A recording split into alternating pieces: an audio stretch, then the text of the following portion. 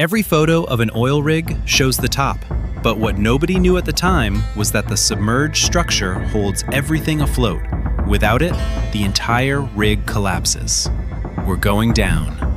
Semi-submersible rigs sit on massive pontoons, hollow steel cylinders submerged 20 to 30 meters below the surface. Vertical columns connect those pontoons to the main deck. Inside, ballast tanks, pump rooms, access tunnels. Through the center drops the moon pool, open water straight through the hull.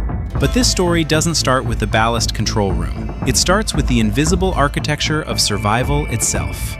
Picture a room with no windows, no view of the ocean, no natural light, no sense of whether it is noon or midnight. Just screens, dozens of them. Each one representing a tank, a pump, a valve, a pressure reading somewhere deep inside the submerged hull below you. This is where the ballast control operator works, and this is where the rig either lives or dies. The BCO's job is to manage three forces simultaneously: draft, trim, and list. Draft is how deep the rig sits in the water. Trim is the fore and aft balance. List is the side-to-side tilt. Get any one of those wrong, and you are no longer managing a stable platform. You are managing a slow-motion emergency. The BCO sits at a central station monitoring every submerged tank in real time, cross-referencing sensor data against stability calculations that must account for weather, cargo shifts, and operational loads happening simultaneously on the deck above. But here's the detail that everyone missed at the time. The BCO works alone. 12-hour watches, eyes fixed on screens representing spaces most colleagues will never physically enter.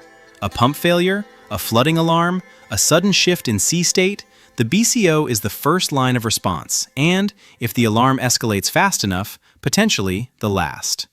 There is no time for a committee. You act, or the situation acts for you. That's the kind of number that makes accountants cry. A single person monitoring a structure the size of a city block, responsible for the stability of 30,000 tons of steel and every soul aboard. The psychological weight is not theoretical.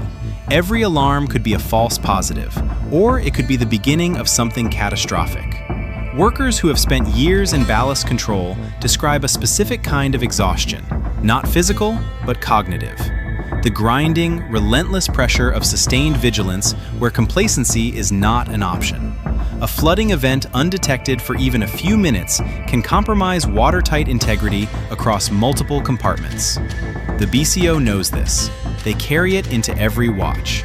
A flooding alarm, not a bilge alarm, but a flooding alarm, triggers a mandatory emergency response.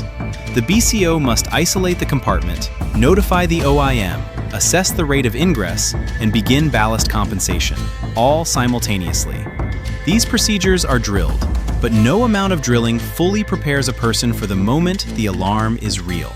The same relentless pressure that built the BCO's expertise was about to destroy the illusion that this job is routine. Entering a ballast tank is not something that happens casually. It is an event, a planned, permitted, multi-person operation that begins hours before a single boot touches the steel inside. The access point is a manhole, barely wide enough for a person wearing full PPE, including a harness, gas monitor, and in many cases, a self-contained breathing apparatus. The opening is tight enough that larger workers must exhale to pass through.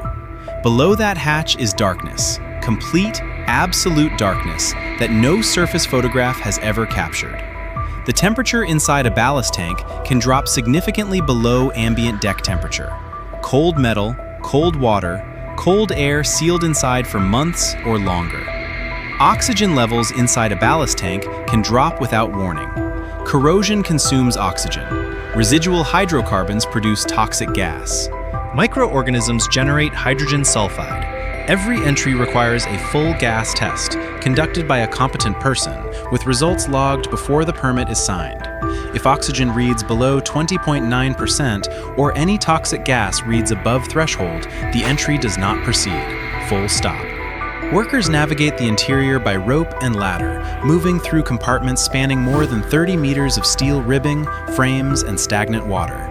Lighting is provided by intrinsically safe torches, no open circuits, no standard electrical equipment, because the atmosphere inside may be flammable. IMCA safety records contain multiple entries related to fatalities in tank and void space entries, falls, atmospheric hazards, and entrapment. These are not hypothetical risks. They are the reason the confined space permit process can take 2 to 4 hours before a single worker descends. And the clock is always running. Operational time offshore costs tens of thousands of dollars per hour. The pressure to compress permit processes, to cut corners on gas testing intervals, to send someone in before the paperwork is complete, that pressure is real, and it is the exact pressure that has killed people in these spaces before. The standby man at the hatch is not a formality. If communication is lost with the worker inside, the standby man initiates rescue. They do not enter without their own breathing apparatus and a second standby person ready at the top. 3 people to get 1 person safely into a tank. That is the minimum, and even then, it is not always enough. You already know that offshore life costs more than a paycheck. You know what it costs in sleep, in relationships, in the particular loneliness of being hundreds of kilometers from shore with no way to leave when things get heavy. This channel exists precisely because that truth deserves to be said out loud. The work we're describing right now, ballast tank entries, confined space permits, 12-hour watches in rooms with no windows. This is the work that never makes it into the recruitment brochures. It never appears in the glossy safety videos that play during induction. It is the part of offshore life that lives below the frame of every photograph ever taken of a rig. What comes next is the part that still doesn't make sense to people who haven't lived it. The way you can spend an entire 3-week hitch on a rig and never once descend below the waterline, never see the pontoons, never stand at the edge of the moon pool, never hear the ballast pumps running at full capacity during a weather event. You can be offshore and still have no idea what is keeping you afloat. That invisibility has a cost. In 2020, IMCA published data showing that confined space incidents, including ballast tank entries, remain one of the top 5 causes of serious injury and fatality across the offshore sector. Not historical incidents, current ones. The BCO role, despite carrying direct responsibility for rig stability, is still not universally recognized as a safety-critical position requiring dedicated competency certification across all flag states. That gap exists right now on rigs operating today. Drop a comment below if you have ever been inside a ballast tank, or if you have worked in ballast control and want to tell people what that watch actually feels like. Those stories are exactly what this community is built for. There is a cage-protected drone called the Helios 2 that can fly inside a ballast tank in complete darkness, transmit live HD video, and return with structural data that previously required a human being to risk their life to collect. This is not a concept. This is an operational tool deployed on rigs right now. For submerged sections, the flooded compartments that no human can safely enter without extraordinary preparation and risk, the Blue Eye X3 Mini ROV handles the inspection. It navigates through water, through tight compartments, past structural frames, and delivers video and measurement data in real time. The results from actual deployments are not marginal. Inspection downtime has been cut by 80%. Costs have been reduced by approximately 60%. Over 150 man-hours have been saved per inspection cycle on documented projects. Noble Drilling completed 19 ballast tank inspections in just 2 days using ROV technology, a task that previously required weeks of confined space entry operations, permit cycles, and personnel risk. Inspector Durek, who has worked with ROV inspection technology in operational deployments, noted that the ROV's video feed gave a better structural overview than physically being inside the tank. It means the technology is not just safer, it is more effective. The human body, navigating by torchlight through a cold, dark, corroded compartment, misses things that a camera on a stable platform captures clearly. If the industry had stopped here, this would be a very different story. But the data from these deployments is now shaping how rigs are designed, how access points are positioned, how inspection intervals are calculated, and how future tank geometries are engineered for drone compatibility from the outset. You'd think someone would have said something about the pump room. Nobody did. Not in the brochures, not in the recruitment videos, not in the offshore orientation packs handed to new starters on their first hitch. The pump room is located deep in the submerged structure, accessed through multiple watertight doors and steep ladders that would challenge most people on a calm day, let alone in heavy weather. Inside, the ballast pumps and bilge pumps run continuously, moving seawater in and out of tanks in response to commands from the BCO above. The associated piping fills the space floor to ceiling, a dense, vibrating network of steel that never stops moving. The noise inside a pump room at full operation exceeds safe exposure limits for unprotected hearing. Workers assigned to pump room maintenance wear double hearing protection, both earplugs and over-ear defenders, simultaneously. The vibration from the pumps is not something you hear so much as feel, a deep physical resonance in the chest and the bones that persists long after you leave the space. Bilge alarms in the pump room are not treated as nuisances. Unexpected water accumulation means one of two things: a pump failure or a hull breach, and neither is acceptable. A bilge alarm triggers an immediate investigation, not a note in a logbook for the next shift. Because the pump room is the mechanism by which the BCO's commands become physical reality, any failure here propagates directly into the stability of the entire rig. Evacuation from the pump room in an emergency is slow. The watertight doors are heavy. The ladders are steep. In a flooding scenario, the geometry of the space works against you. Workers assigned to pump room rounds know this. They complete their checks methodically, and they leave. For a while, things actually seemed fine. The pumps ran, the alarm stayed quiet. That didn't last. Pay attention to this next detail, because it explains everything about what happens to a rig in a storm. The surface of the ocean during a weather event looks violent. Waves breaking over the lower deck, spray reaching the helideck, the rig visibly moving against the horizon. But the surface is actually the least of the BCO's concerns. The real battle is happening 20 meters below the waterline, where the pontoons are absorbing wave energy that the deck crew above never fully perceive. The BCO's role during storm conditions shifts from routine monitoring to active intervention. Ballast water is redistributed continuously, moving between tanks in real time to counteract wave-induced list and maintain the rig within its approved stability envelope. Every adjustment has a consequence. Every consequence must be anticipated before it becomes a problem. For crew working in the submerged levels during rough weather, the experience is different from anything felt on the main deck. The amplification of motion increases as you descend. What registers as a moderate roll on the accommodation deck becomes a violent, disorienting lurch in the pontoon access tunnels. Workers moving through those spaces during weather events hold on to fixed structures and move slowly. Falls are a constant risk. Watertight integrity checks become mandatory and frequent during storm conditions. Every watertight door, every hatch, every penetration seal is a potential failure point under sustained dynamic loading. The regulatory framework is explicit. The MODU Code and USCG Part 174 Subpart C both mandate stability calculations that must be rechecked as environmental conditions change.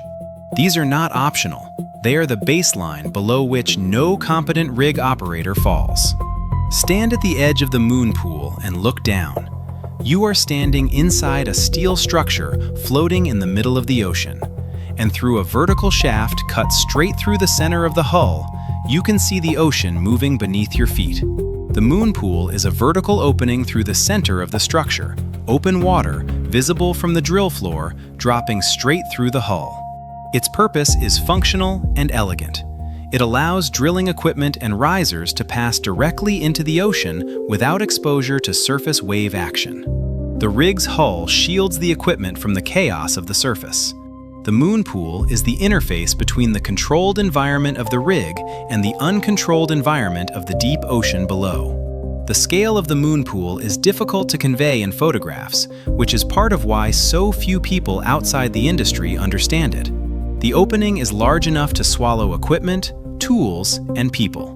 Workers operating near the moon pool during drilling operations wear full fall arrest equipment, harnesses, lanyards, anchor points as a mandatory requirement, not a precaution. The energy of the water moving below, even when surface conditions appear calm, is visible and audible from the edge.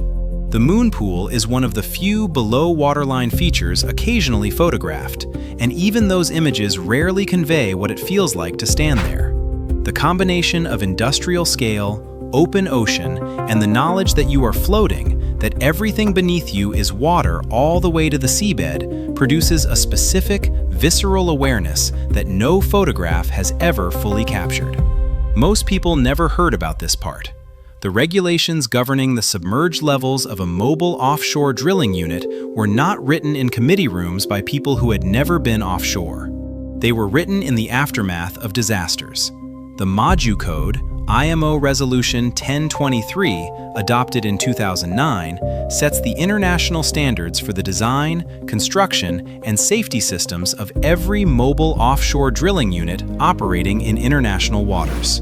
It covers stability, subdivision, flooding scenarios, and the structural requirements that determine whether a rig survives a damage event or capsizes. USCG Part 174, Subpart C, governs U.S.-flagged and U.S. operating MODUs with specific requirements covering stability calculations, watertight integrity, and flooding load cases. Read that again.